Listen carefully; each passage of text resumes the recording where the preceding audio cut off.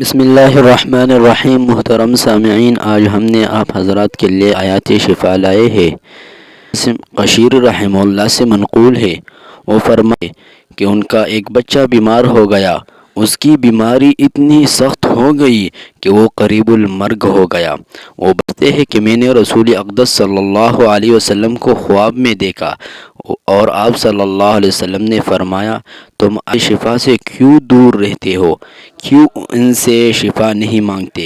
میں بیدار ہو گیا اور اس پر غور کرنے لگا تو میں نے ان آیت شفا کو قرآن میں 6 جگہ پایا اور اس کو پڑھ لیا، پھر میرا بیٹا جو ہے وہ صحیح ہو گیا۔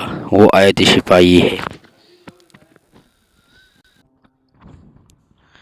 وَشِفَاءٌ لِمَا فِي الصُّدُورِ وَيَشْفِي صُدُورَ قَوْمٍ مُّؤْمِنِينَ يَخْرُجُ مِن بُطُونِهَا شَرَابٌ مُّخْتَلِفٌ أَلْوَانُهُ فِيهِ شِفَاءٌ لِّلنَّاسِ وَنُنَزِّلُ مِنَ الْقُرْآنِ مَا هُوَ شِفَاءٌ وَرَحْمَةٌ لِّلْمُؤْمِنِينَ